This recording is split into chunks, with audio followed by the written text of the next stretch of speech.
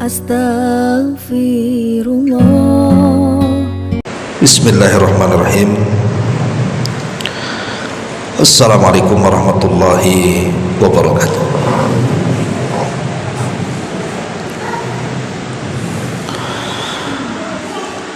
Alhamdulillahi rabbil alamin, wa bihi nasta'in wa ala umuri dunya waddin.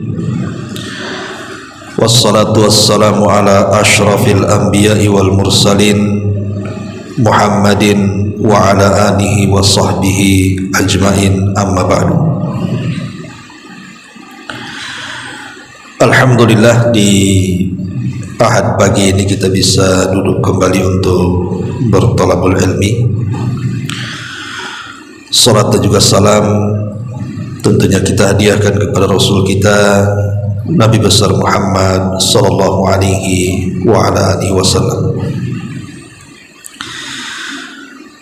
Pembahasan di pagi hari ini kita akan membahas tentang sebab-sebab seseorang mendapatkan hidayah.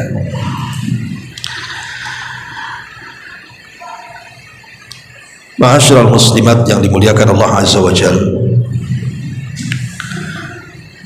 hidayah itu sebuah nikmat yang Allah karuniakan kepada hamba-hambanya. Tetapi Allah subhanahu wa ta'ala ketika memberikan hidayah itu sesuai dengan yang ia kehendaki. Makanya kita lihat di tengah-tengah masyarakat di depan kita, ada orang-orang yang Allah berikan hidayah, tapi ada juga orang-orang yang disesatkan. Karena memang tidak semua orang itu diberikan hidayah oleh Allah subhanahu wa ta'ala, dan itu sudah ketentuan Allah. Jangankan kita, bahkan para nabi dan rasul sekalipun, mereka hanya bisa diberikan oleh Allah hidayatu al-irsyad, tapi tidak diberikan hidayatu taufik. Apa bedanya irsyad dengan taufik? Kalau irsyad saja hidayatul lisan, hidayah ucapan, mengatakan ini baik, mengatakan itu buruk, mengatakan ini tauhid, mengatakan itu syirik, mengatakan ini sunnah, mengatakan itu bid'ah, ini taat, ini maksiat. Ini disebut irsyad namanya.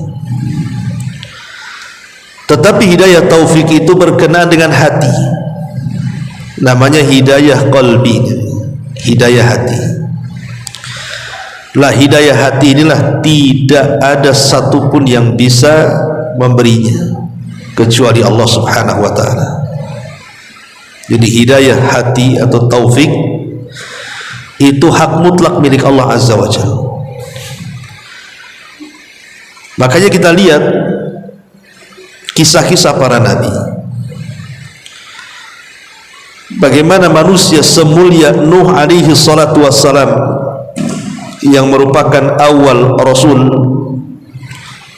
tidak sanggup menyadarkan anaknya Kan'an, padahal sudah tampak mukjizat yang luar biasa. Coba bayangkan, hujan diturunkan selebat-lebatnya dari langit, kemudian mata air yang ada di bumi dimuncratkan ke permukaan, kemudian berjumpalah dua air tersebut, jadilah banjir yang sangat besar yang diiringi dengan tupan. Dan Kan'an melihatnya. Waktu banjir itu Kan'an melihatnya kan. Kemudian setelah air meninggi, Nabi Nuh alaihi salatu wassalam ingin menyelamatkan anaknya dan mengatakan, irkam ma'ana,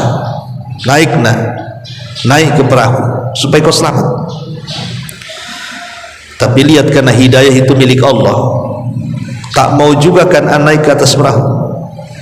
Dia mengatakan, sa'awi ilal jabali ya'simuni minal ma', Tidak, aku akan naik ke gunung, aku akan naik ke tempat yang tinggi, ke perbukitan, dan aku pasti akan selamat dari air itu. Lihat bagaimana hidayah itu bukan milik Nabi Nuh, tapi hidayah itu milik Allah. Padahal Allah Subhanahu wa ta'ala sudah memperlihatkan kekuatannya, kekuasaannya, mukjizat nabinya loh ya, diperlihatkan di hadapan Kan'an. Tapi sekali lagi saya ulang, taufik itu milik Allah. Tetap Kan'an kufur, tidak mau naik di atas perahu, dan dia tetap naik ke atas bukit. Ketika kemudian air bah semakin tinggi dan sampai menenggelamkan bukit, dan Kan'an pun kemudian hanyut dan mati, maka Allah mengatakan, sebaiknya engkau pergi Nuh dari dia, fa innahu laisa min ahlik, dia bukan keluargamu lagi. Maka Nuh pun kemudian pergi meninggalkan Kan'an dengan perasaan sedihnya karena tidak bisa menolong putranya. Lihat bagaimana sekelas Nuh alaihi salatu wassalam tidak bisa menyadarkan Kan'an, bahkan tidak bisa menyadarkan orang yang satu ranjang dengan dia. Siapa? Istrinya. Istrinya pun tidak sadar kan, pada hari-hari mendapatkan wahyu, hari-hari melihat mukjizat yang diberikan Allah kepada Nuh, pun kufur istrinya. Kemudian contoh yang lain, kisah Nabi Ibrahim alaihissalam, tidak sanggup memberikan hidayah hati kepada siapa? Azar, ayahnya. Padahal dia adalah Khalilur Rahman, ulul azmi minar rusul, abul anbiya, bapaknya para nabi, penuh dengan kesabaran, akhlakul karimah yang luar biasa. Tetap saja tidak sanggup untuk menarik ayahnya masuk ke dalam Islam. Kufur ayahnya. Kemudian contoh yang lain, kita lihat Nabi Yusuf alaihi salatu wassalam. Siapa yang mencelakakan Yusuf? Saudara-saudaranya kan. Artinya bahwa Yakub selaku ayah tidak bisa mengarahkan kebaikan kepada 11 putranya yang mencelakakan Yusuf itu. Ya, karena hidayah bukan di tangan Nabi Yakub.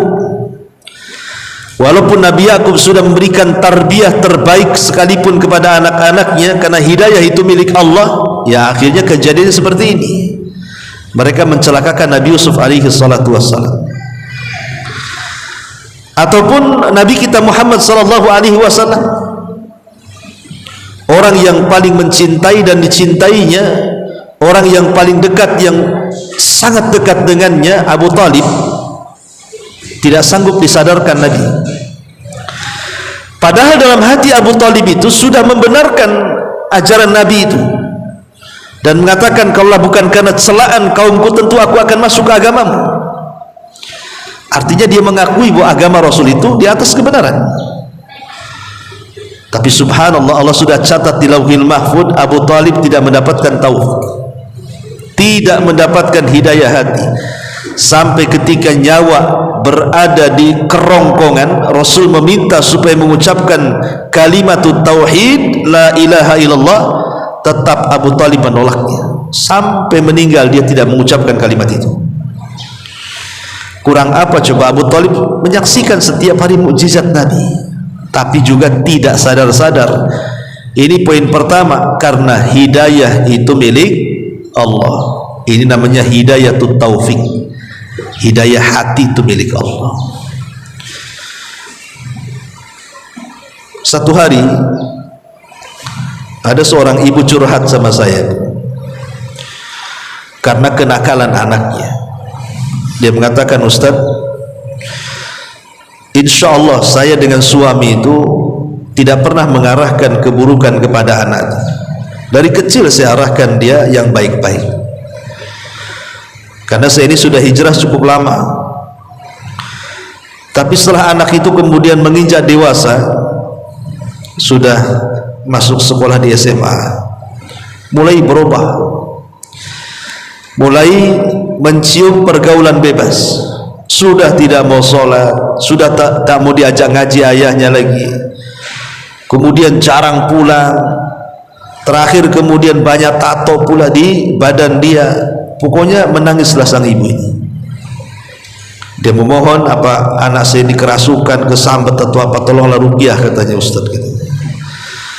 Karena anak ini sejak kecil memang diarahkan kebaikan, tetapi setelah dewasa tiba-tiba berubah total. Maka saya katakan, pertama bahwa hidayah itu milik Allah, bukan milik ibu. Ibu kan hanya ngarahkan saja, nah ini baik, ini jelek, jangan dilakukan. Tetapi hidayah itu milik Allah. Allah sedang uji ibu ini dengan kenakalan anaknya kan. Maka ini harus diyakini supaya menenangkan hati. Yang jelas bahwa orang tua sudah berusaha dan terus berusaha supaya anaknya baik. Tapi kalau Allah takdirkan anaknya seperti itu, berarti di luar kendali. Ini yang pertama, bahwa hidayah itu milik Allah. Yang kedua, insya Allah ini terbukti secara tajribah, secara apa ya, kenyataan banyak. Biasanya kalau ibu mentarbiah anak betul-betul dari hati yang ikhlas, anak ini pengen baik, ya betul dididik dengan cara yang baik sesuai dengan keinginan ibu. Kalaupun satu hari dia berubah, entah dia nakal, entah dia futur, entah dia mulai menyimpang, insya Allah biasanya anak itu akan kembali baik. Satu hari nanti akan baik lagi dia. Kenapa? Karena tarbiyah awalnya sudah baik. Tapi kalau tarbiyah awalnya tidak baik, sama sekali orang tua itu tidak pernah mentarbiyah anaknya, tiba-tiba setelah besar anak ini jahat, biasanya anak itu jarang bisa lagi kembali. Dia jahat-jahat terus. Kenapa? Karena tidak ada modal. Di awalnya tidak ada tarbiyah. Makanya ini umumnya seperti itu yang saya lihat itu. Jadi kalau pendidikannya di awal baik, kemudian di tengah dia berubah, biasanya di akhir jadi baik lagi tuh. Umumnya seperti itu. Makanya orang tua itu yang harus diprioritaskan sama anak itu, tetap tarbiyah dengan baik, dan harus dari hati yang paling dalam karena keikhlasan kepada Allah, supaya anaknya menjadi orang baik. Sehingga kalaupun satu hari kemudian intikas anak itu berubah, maka insya Allah ada kemungkinan anak itu akan kembali. Kenapa? Karena ada dasar, dia akan teringat apa namanya pendidikan orang tuanya, pasti itu. Ya mungkin tidak cepat, tapi satu hari nanti dia akan kembali. Ya boleh jadi mungkin ada yang cepat berubahnya, ada yang lambat, ada setelah orang tuanya meninggal baru dia pula baik. Itu bisa terjadi itu. Kemudian yang ketiga tentu bukan hanya sekedar tarbiyah, tapi silahul mukmin, senjatanya orang yang beriman itu lebih harus lagi digalakkan ad-du'a, berdoa kepada Allah, berdoa kepada dan terus mengingatkan anaknya. Maka itu akan menjadi sebab hidayah. Tapi yang jelas di sini bahwa apapun ceritanya, bahwa hidayah itu milik Allah, di mana Allah Subhanahu wa taala akan menghibahkan hidayah itu kepada siapa yang dikehendaki. Ada orang yang mendapatkan hidayah itu dengan susah payah. Ada orang mendapatkan itu dengan susah payah. Dia harus menjaga sholat, dia harus menjaga ta'lim, dia harus menjaga amalan-amalan yang lainnya. Tapi ada orang-orang yang dikaruniai Allah, mendapatkan hidayah itu tidak sulit. Ada orang-orang yang dimudahkan dapat hidayah. Terkadang hanya mendengar ucapan dia tobat, terkadang dia mendapatkan tulisan dia tobat, terkadang mungkin dia terpikir sendiri karena lelah letih hidup di dunia dengan penatnya, akhirnya dia tobat. Jalan hidayah itu banyak. Saya teringat Syekh Utsman Khamis hafizahullah taala, dia menceritakan Jadi dia punya murid di London, orang Suriah. Jadi karena dia lahirnya sudah di London sana, di Inggris, dan satu keluarga memang tinggal di sana. Taulah di sana kan kehidupan sekuler, jauh dari agama. Jadi satu keluarga itu yang sholat cuma ibunya saja. Semua satu keluarga nggak sholat. Termasuk juga anak muda yang menceritakan kisahnya. Jadi satu hari anak muda ini, karena memang hidup di barat kan beda dengan hidup di timur, Bu ya. Hidup di barat itu udah maksiat luar biasa, di sana udah terbiasa.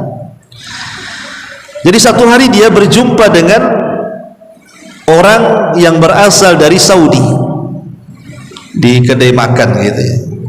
Nampak dia orang soleh. Kemudian ngobrol, kemudian anak muda dari Saudi ini mengeluarkan buku saku. Buku ini tulisan tentang masalah zikir, buku zikir. Lah anak muda ini ketika diberikan hadiah buku ini malu-malu. Kenapa? Buat apa saya menerima hadiah buku ini? Saya sholat aja tidak, katanya. Masa suruh zikir? Sholat aja tidak, mau zikir pula, katanya. Tapi karena menghargai, diambillah buku itu. Kemudian pulang. Lah rumahnya itu kan ada pelaponnya, Bu. Pelapon itu ada lubangnya. Akhirnya kemudian karena dia sendiri belum ada kecintaan kepada agama dan tidak ada keinginan untuk berubah, dilemparlah itu buku zikir itu ke dalam pelapon. Ya, kemudian ya biasa saja, soalnya nggak ada masalah. Jadi satu hari di malam hari yang sangat suntuk sekali, dia coba nongkrong di depan televisi itu, channel 1, channel 2, channel 3, channel 4, nggak ada yang menarik bagi dia. Malas nonton TV. Akhirnya ambil handphone, kemudian nengok internet, YouTube apa macam-macam, malas juga. Akhirnya tutuplah handphone itu, ambil buku-buku bacaan apalah gitu ya, koran-koran, majalah-majalah, tidak tertarik juga. Akhirnya TV-nya ditutup, handphonenya ditutup, majalahnya ditutup, dia pun tidur tidak tenang juga. Guling sana, guling sini, ada apa pokoknya, bingung dia. Rupanya disini Allah subhanahu wa ta'ala masukkan hidayah, teringatlah buku saku yang isinya zikir itu yang dilempar ke pelapon itu.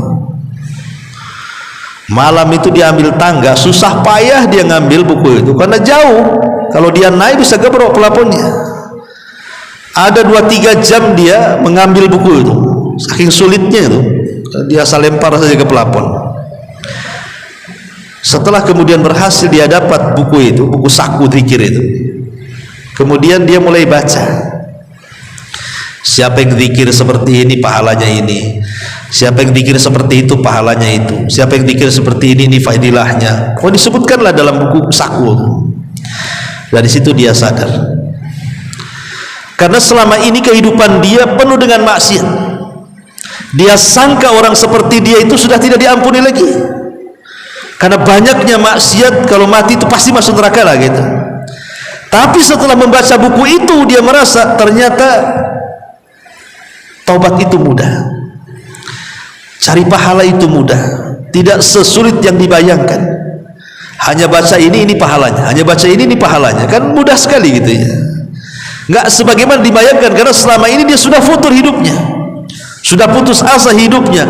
Ketika membaca itu semangat lagi hidupnya. Sejak itulah kemudian, karena dia tidak pernah sholat, pas datang waktu fajar sholat subuh, ibunya biasa, ibunya sholat. Ibunya terheran-heran ketika anaknya bilang saya ingin sholat. Kata ibunya, kapan-kapan apa yang merasuki kamu ini? Sholat pun tidak tahu, tuh pengen sholat aja gitu. Maka ibunya mengatakan, oh kau mandi dulu sana. Akhirnya suruh mandi, kemudian wudhu, kemudian sholat sama ibunya. Dari semenjak itulah, kata Syekh Al-Khamis ini menceritakan, akhirnya kemudian dia tidak pernah meninggalkan sholat lagi, dan dia merajinkan zikir. kemudian dia mulai mencari guru untuk belajar, dan belakangan dia menjadi seorang dai di London. Menjadi seorang dai. Bayangkan kisah ini. Anak muda ini dapat hidayah hanya karena kutip, karena buku kecil. Wasilahnya kan hanya karena buku kecil itu saja, buku zikir. Tapi kalau Allah Subhanahu wa ta'ala sudah menghendaki kesadaran seseorang, tidak perlu lama-lama, walaupun hanya dengan buku kecil saja orang bisa dapat hidayah. Karena memang hidayah itu kan macam-macam caranya. Ada yang dengan susah payah baru dapat hidayah, ada yang dengan mudah dia dapat hidayah. Karena hidayah itu Allah berikan kepada siapa yang dikehendaki Allah Subhanahu wa ta'ala. Kalau berkehendaki fulan dapat hidayah, maka Allah pasti akan carikan sebabnya. Karena tidak mungkin sesuatu terjadi di alam semesta ini kecuali ada sebabnya. Dan mungkin sebab hidayah itu gara-gara buku tadi, buku kutub itu. Bahkan lebih daripada itu, kalau kita melihat dulu para ulama, seperti yang terjadi kepada Imam Al-Qa'nabi.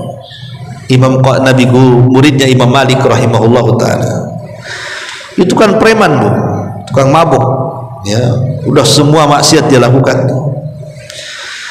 Bahkan satu hari dia lancang kepada seorang ulama namanya Imam Zuhri rahimahullahu ta'ala, menghadang Imam Zuhri yang sedang berjalan bersama murid-muridnya menuju majelis ta'lim, dihadang sama dia. Nah, orang mabuk.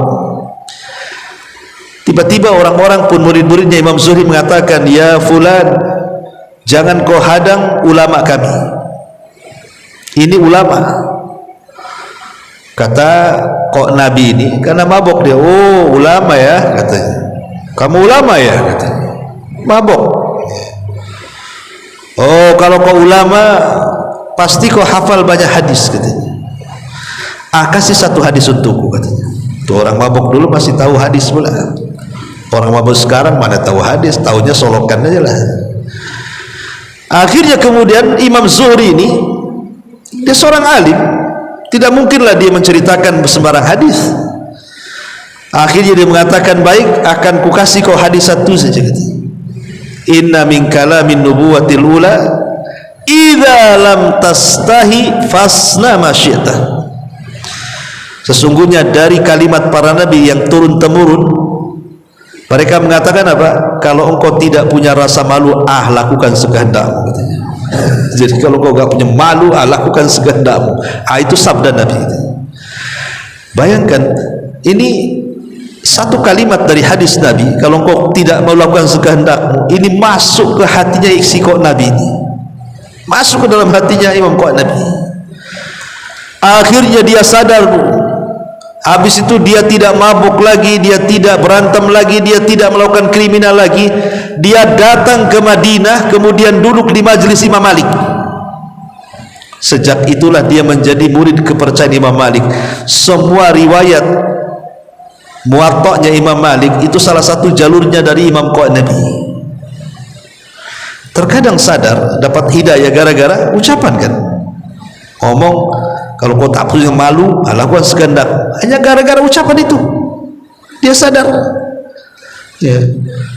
Atau mungkin contoh yang lain seperti Fudail bin Iyadh, ketika dia cinta dengan seorang budak wanita, dia tertarik dengan budak wanita. Fudail bin Iyadh, dia seorang perompak, dia tak segan-segan mengambil harta, tak segan-segan membunuh jiwanya itu siapapun yang dirompak dia di tengah padang pasir itu. Tapi dia tertarik dengan seorang budak wanita. Diincarnya budak wanita itu di mana rumahnya, siapa tuannya. Akhirnya kemudian budak itu masuk di salah satu rumah, ditengeri sama Fudail bin Iyadh ini. Oh di sini rupanya rumahnya, nanti malam aku akan datang. Akhirnya ketika betul-betul dia malam-malam datang, naik dia ke atas genteng, ingin mengintip budak pujaannya itu. Rupanya dalam rumah itu sang budak itu wanita soleha. Dia sedang qiyamul lail, salat malam, dan dia agak mengeraskan bacaannya sehingga terdengar sampai ke langit-langit. Apa yang dibaca? Alam ya'ni lilladzina amanu an tahsha'a qulubuhum li dzikrillahi wa ma nazala minal haqq. Itu ayat yang dibacanya itu. Alam yakni lilladzina amanu an tahsha'a qulubuhum li dzikrillah. Tidakkah sampai waktu yang sudah panjang yang Allah berikan kepadamu untuk mengingat Allah? Disindir. Sampai kapan kau maling seolah-olah seperti itu? Sampai kapan kau ini jadi perampok seolah-olah Allah ingin katakan seperti itu? Sampai kapan kau jahat? Kapan kau ingat Allah? Jadi renungkan ayat itu tuh. Hampir jatuh dia. Kemudian habis itu dia berazam untuk bermulazamah di Mekah. Pergi dia dari kampungnya Fudail ibn Iyad dan tidak pernah keluar jadi dari Mekah kecuali jadi ulama. Jadi terkadang hidayah itu Bu, itu datang dari mana saja. Hidayah itu datang dari mana saja. Caranya bagaimanapun pasti Allah Maha tahu. Tapi jelas bahwa di sana ada sebab-sebab hidayah yang harus Ibu ketahui. Baik, kita akan sebutkan secara singkat. Pertama, sebab hidayah adalah si'atus sadri, lapangnya dada, wansyirahuhu lil Islam, kemudian juga mudah menerima ajaran Islam. Lapang dada, mudah menerima syariat Islam. Allah Subhanahu wa taala mengatakan, faman yuridillahu an yahdiyahu, barang siapa yang Allah kehendaki untuk mendapatkan hidayah, yashrah sadrahu lil Islam, maka Allah akan lapangkan dadanya dan mau mempelajari Islam. Maksudnya Islam di sini apa? Maksudnya at-tauhid. Jadi yang dimaksud Islam di sini artinya at-tauhid. Jadi jalan menuju hidayah yang pertama at-tauhid. Bertauhid kepada Allah Subhanahu wa taala, itulah pintu masuk hidayah. Makanya kalau orang sudah mulai belajar tauhid, maka Allah Subhanahu wa taala akan bukakan pintu pengetahuan mana yang syirik, mana yang bukan syirik. Tapi orang kalau tidak mempelajari tauhid, lihat di masyarakat, mereka masih bingung antara memakai jimat yang syirik kecil dengan jimat yang syirik besar, aja bingung mereka, nggak tahu ilmunya. Makanya ini yang pertama, at-tauhid. Pelajari tauhid, kan itu sebab hidayah terbesar. Yang kedua, istidamatu dzikrillahi azza wajalla, senantiasa mendawamkan zikir kepada Allah Subhanahu wa taala, karena zikir itu mengikat kita dengan Allah. Zikir itu hakikatnya mengikatkan kita dengan Allah. Dan kalau kita sudah terikat dengan Allah Azza wa Jalla, maka tidak ada yang bisa menyakiti dan memadaratkan kita. Dan itu sebab kedua hidayah. Jangan tinggalkan zikir. Kemudian yang ketiga, tilawati kitabillahi azza wa jalla. Seringlah membaca kitab Allah Al-Quran, apalagi mempelajarinya luar biasa. Karena Al-Quran sendiri adalah petunjuk hidayah. Inna hadzal Quran yahdi lillati hiya aqwam. Sesungguhnya Al-Quran ini yahdi, memberikan hidayah. Jadi Quran ini hidayah. Makanya orang yang banyak membaca Quran apalagi mempelajarinya, maka dia akan senantiasa dinaungi hidayah. Kemudian juga yang selanjutnya di antara sebab hidayah, at-tafakkur fi makhluqatillahi azza wa jalla. Tafakkur, memikirkan makhluk Allah di sekeliling kita. Ini sebab hidayah. Kemudian juga rifqatus salihinal akhyar. Kalau ingin mendapatkan hidayah, cobalah mulai berkawan dengan orang-orang saleh, orang-orang baik, orang-orang yang bisa membimbing dia. Tapi kalau kita jauh daripada ulama, jauh daripada ustadz, jauh daripada orang-orang saleh, siapa yang akan membimbing coba? Bagaimana caranya dapat hidayah? Ya, justru mereka lah para pembimbing hidayah itu. Dekati mereka orang-orang saleh. Kemudian di antara sebab hidayah adalah ad-du'a, berdoa, karena doa itu silahul mukmin, senjatanya orang yang beriman. Kemudian di antara sebab hidayah juga adalah salahul qalbi, jernihnya hati.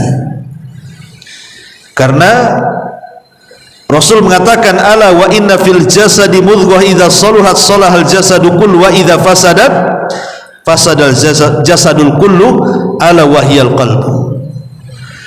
Ingatlah, dalam jasad seorang terdapat segumpal darah, daging, kalau dia baik, baik semuanya, kalau dia jahat, jahat semuanya. Maka di antara sebab hidayah adalah menjaga hati. Ibu jaga hatinya, jangan mudah dendam, jangan mudah marah, jangan mudah hasad, jangan mudah dengki, dan begitu seterusnya. Kemudian juga di antara sebab hidayah adalah an ya'malal abdu ma tayassara lahu wa yastamir ala fi'li, mengamalkan sesuatu yang mudah dan terus menerus. Mengamalkan sesuatu yang mudah bagi dia dan terus menerus, itulah yang disebut dengan ahabul a'mal ilallah adwamuha wa in qalla. Seutama-utama atau amalan yang paling dicintai Allah adalah sederhana dalam beramal tetapi kontinu. Kemudian di antara sebab hidayah juga adalah istisyarul abdi liminnatillahi wa fadli, merasa seorang hamba akan karunia dan keutamaan Allah yang sudah banyak berikan nikmat kepada kita. Kemudian juga di antara sebab hidayah adalah al-hirsu ala ma yughaddil iman, semangat untuk mencari amalan-amalan yang bisa meningkatkan iman. Amalan apa saja? Zikir, baca Quran, silaturahim, majlis taklim, pokoknya cari amalan-amalan yang bisa meningkatkan iman. Kemudian juga di antara sebab hidayah adalah ijtinabuz dzunub, tinggalkan dosa, karena dosa ini yang menghalangi hidayah. Kemudian dari sebab hidayah juga adalah iqamus salati, menegakkan salat. Termasuk juga sebab hidayah adalah birrul walidain wa ridhahuma, berbuat baik kepada kedua orang tua dan orang tua meridhai keduanya. Dan termasuk juga asbab hidayah adalah at-tadarruj ma'an nafsi syai'an fa syai'an, berusaha untuk meningkatkan diri sedikit demi sedikit di dalam beribadah kepada Allah Azza wa Jalla. Dan yang terakhir tentunya min asbabil hidayah adalah at-taharruz minasyaitan, berusaha menghindar dari syaitan dengan cara memperbanyak zikir kepada Allah Subhanahu wa taala. Taib, inilah diantara ini sebagian kecil disebutkan para ulama di antara sebab-sebabnya ya. Karena saya katakan Syekhul Islam Ibnu Taimiyah rahimahullahu taala mengatakan bahwa segala sesuatu itu tidak mungkin terjadi kecuali tanpa sebab. Tidak mungkin tanpa sebab sesuatu terjadi, pasti ada sebab. Lah hidayah juga ada sebabnya. Lah salah satu sebab-sebab inilah yang disebutkan para ulama. Tapi ada juga sebab-sebabnya itu tidak seperti ini. Boleh jadi mungkin entah kenapa tiba-tiba dia dapat hidayah. Contoh, seorang syekh bercerita, dulu waktu dia masih jahil, masih banyak kawan-kawannya yang nakal-nakal itu, dia nggak peduli, nggak peduli dosa, nggak peduli maksiat, nggak peduli sorga, nggak peduli neraka, pokoknya nggak peduli hidupnya. Yang ada happy, senang, maksiat, senang aja gitu. Jadi satu hari dia umroh, kemudian melihat Ka'bah, menangis dia. Itulah awal dia melihat Ka'bah, baru teringat dosa-dosanya, teringat kawan-kawannya. Kemudian dia mulai berubah sedikit demi sedikit, akhirnya tidak meninggalkan sholat lagi. Coba bayangkan, akhirnya dia istiqomah, belajar, jadi ulama, syekh ini, jadi syekh gitu ya. Jadi terkadang dapat hidayah itu bukan kan diceramai orang. Dia kan nggak diceramai orang tuh, bukan diajak orang atau dimarahi orang atau diceramai orang, enggak. Dia mengajakkan diri datang ke Mekah, nengok Ka'bah, itu saja, tiba-tiba dapat hidayah.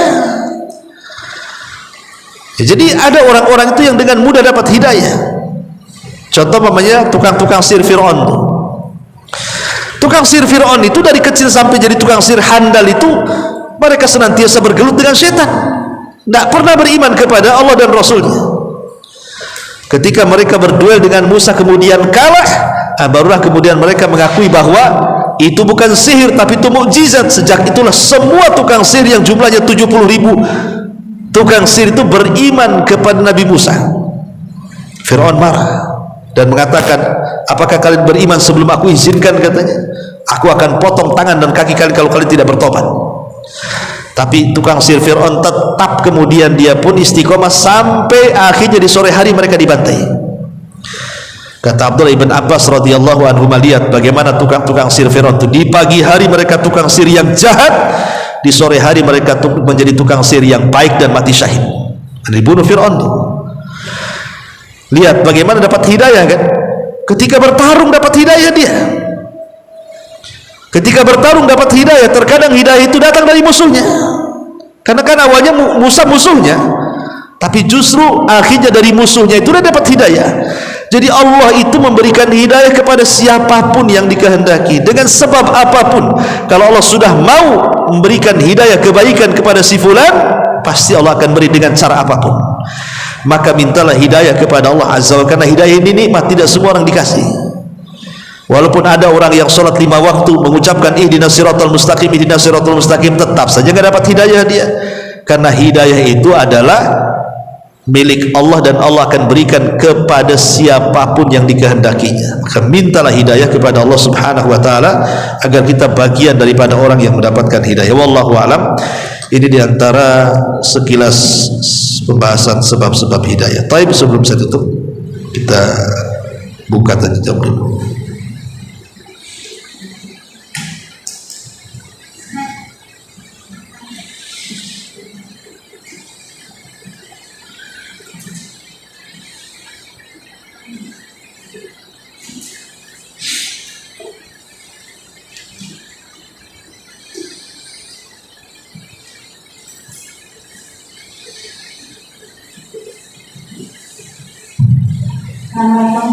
Waalaikumsalam. Apakah orang yang mencari hidayah dengan bersusah payah sama orang yang mencari hidayah datangnya yang mudah itu pahalanya bersama Ustaz? Ya, alhamdulillah, salatu wassalamu ala rasulillah, ma ba'du. Ya tentu akan beda. Orang yang dengan susah payah dia sholat malam, berdoa, berzikir, membaca, hadir di majelis taklim, ya tentu bukan hanya sekedar dapat hidayah, juga dapat ziyadah, tambahan pahala. Karena dengan lelah letihnya dia tentu akan dinilai sendiri oleh Allah Azza wa Jal.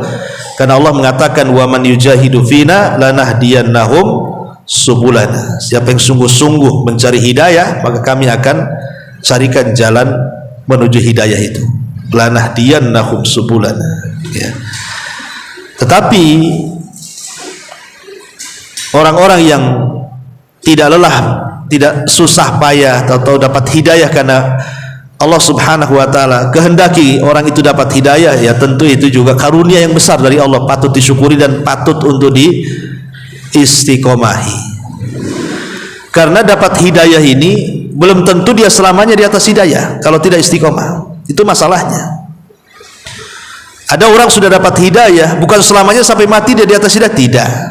Hidayah itu sewaktu-waktu bisa berubah.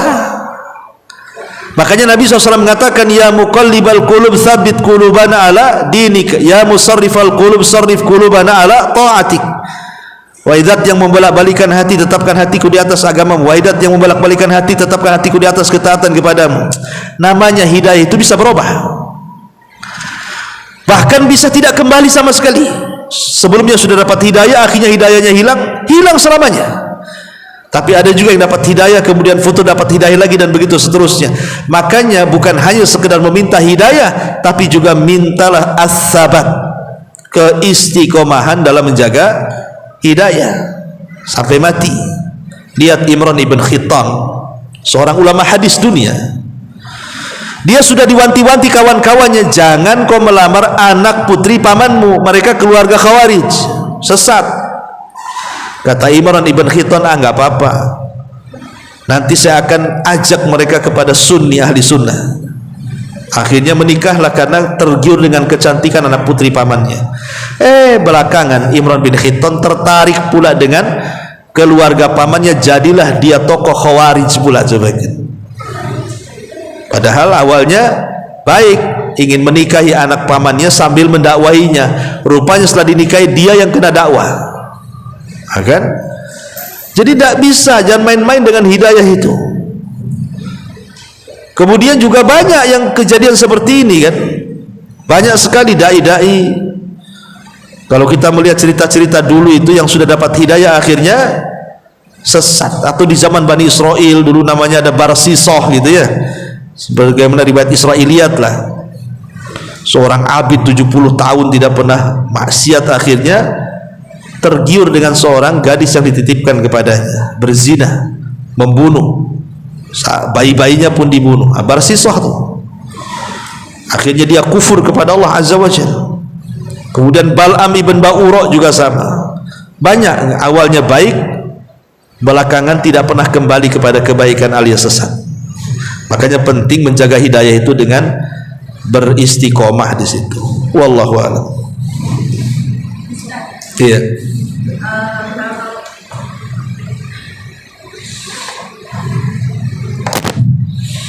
Terkadang kan kita melihat secara zahir seseorang itu menjaga ibadahnya, ini secara zahir yang kita lihat. Namun hidayah itu pergi, hidayah itu Allah cabut. Itu berarti apa ada yang salah dengan ibadahnya? Ya, alhamdulillah, salatu wassalamu ala rasulillah ba'du. Benar atau salahnya sebuah ibadah itu kan kembali kepada niat dan juga kepada ittiba, mencontoh. Niat itu menjadikan ibadah itu berpahala, mencontoh itu menjadikan ibadah itu sah secara hukum Islam. Jadi ittiba menjadikan ibadah itu sah secara hukum Islam, ikhlas itu menjadikan ibadah itu berpahala, kan gitu. Lah soal kemudian ada orang yang sudah betul-betul di atas ibadahnya, tiba-tiba kemudian dia berpaling, akhirnya futur, yaitu memang sudah kehendak Allah seperti itu. Berarti hatinya tidak kokoh untuk mempertahankan ibadahnya, mungkin tergiur dengan fitnah dan juga syubhat di hadapannya, penyakit-penyakit syahwat dan syubhat di hadapannya. Jadi kalau seandainya kemudian ibu katakan orang itu zahirnya bagus, tapi sekarang kok menyimpang, apa masalah ibadahnya? Ya bisa saja masalah ibadahnya, salah satu faktornya ya.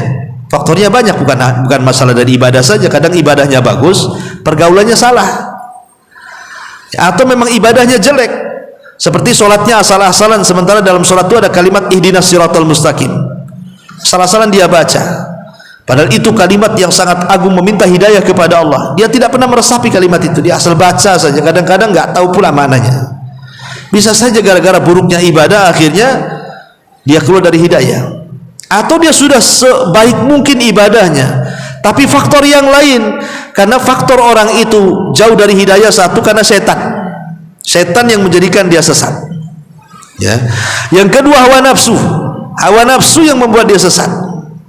Yang ketiga teman yang buruk, itu juga yang membuat dia sesat ya. Lingkungan teman, itu juga buat dia sesat gitu ya.